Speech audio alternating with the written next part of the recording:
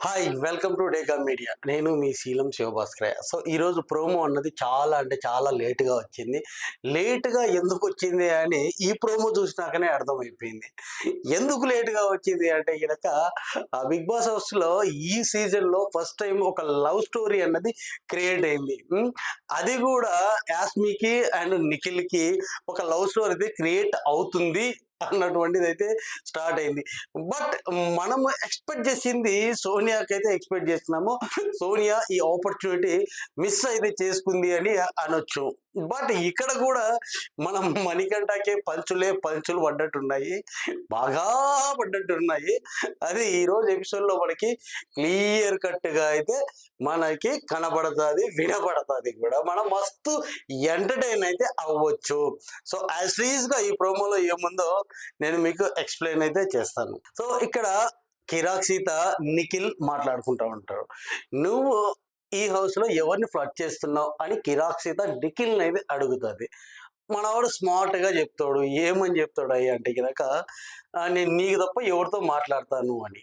So అప్పటికే కిరాక్ సీత బాగా research చేసి ఎవరి పేరు చెప్పిందయ్యా అంటే గనక ఎస్‌పీ పేరైతే చెప్పింది.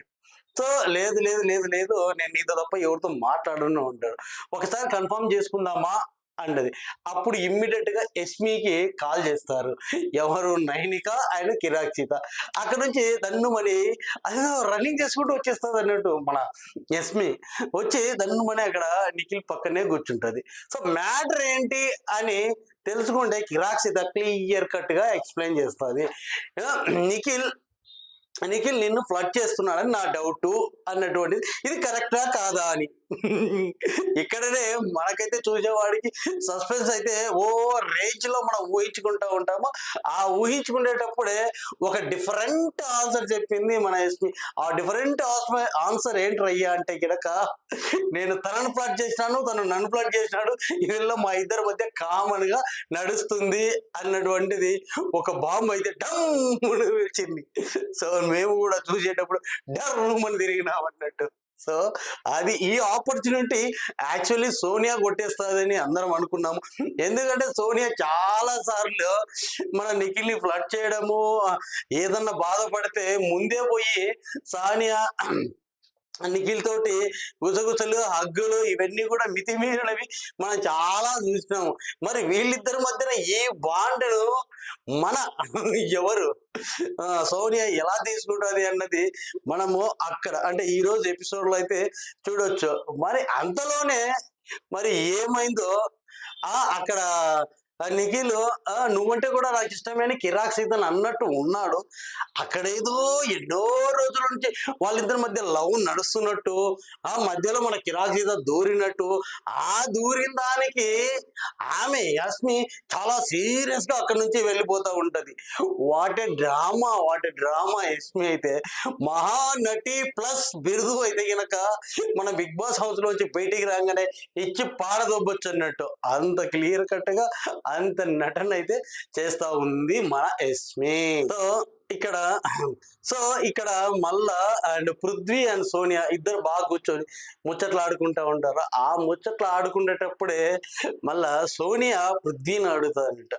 పృథ్వీ నీకు యస్మి అంటే ఇష్టం కదా అన్నట్టు ఒక క్వశ్చన్ వేస్తే నాకు ఆమె ఇష్టం లేదు అన్నట్టు చెప్తా ఉన్నట్టు. సో పృథ్వీకి ఎవరు ఇష్టం ఉండరు. పృథ్వీ గేమే టోటల్ డిఫరెంట్. ఆయన ఆయన లోకంలో ఉంటాడు. ఏ లోకంలో ఉంటాడో, ఎప్పుడు ఎలాంటి మాటలు మాట్లాడతాడో ఎవ్వరికైతే అర్థం కానే కాదు. ఈ మధ్యలోనే నిఖిల్ మన విష్ణుప్రియ కూర్చొని నిఖిల్‌ని అడుగుతది అన్నట్టు. ఏమని అడుగుతది? నీకు సీత అంటే ఇష్టమే కదా అన్నటువంటిది అడుగుతది.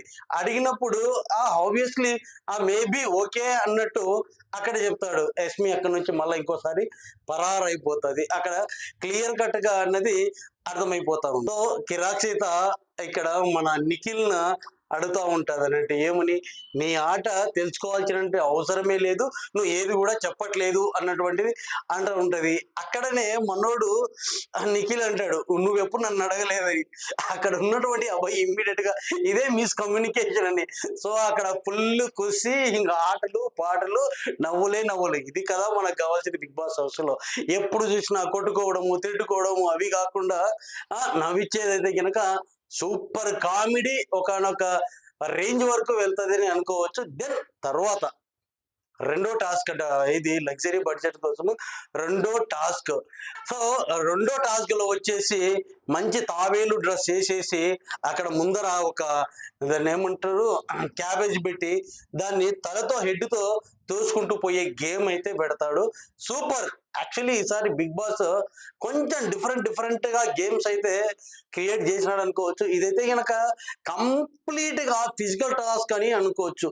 ఎవరికైతే ఆల్రెడీ అంటే ఇప్పుడున్న కాలంలో తిని బొజ్జలు పెంచుకోవడము, యాక్టివిటీస్ లేకుండా ఉండడము, పడుకొని దూకుంటూ పోవాలంటే కనుక అంత అది మామూలు విషయం అయితే కానే కాదు. అలాంటి టాస్క్ ఇచ్చి హౌస్ మేట్స్ లో అందరికి కూడా నరాలు బిక్కపరుచుకునేలాగా చేసినాడని అనుకోవచ్చు. సో ఇక్కడ కూడా సంచాలకుడు ఎవరు అంటే మన మణికంఠను బిగ్ బాస్ బాగా టార్గెట్ చేసినాడు. ఎందుకు టార్గెట్ చేసినాడంటే మణికంఠ మాట్లాడే విధానం అది ఉంటుంది. ఏ పాయింట్ అన్నా తీసుకో, దానికి మినిమం 3 to 5 minutes నిలబడి మాట్లాడే సత్తా ఉన్నటువంటి వాడు ఏకైక మణికంఠ మాత్రం. వేరే వాడు ఎవడు లేడు. ఏ క్వశ్చన్ నవ్వడు. బై మిస్టేక్ నాగార్జున వచ్చినప్పుడు నవ్వినాడు, కానీ ఎప్పుడు చూసినా సీరియస్ గా ఉంటాడు. అదే సీరియస్ ముఖంతో ఇక్కడ సంచాలకుడుగా ఉన్నాడు. ఇక్కడ కూడా ప్రేరణకు ఆయనకు పడుతుంది అన్నట్టు.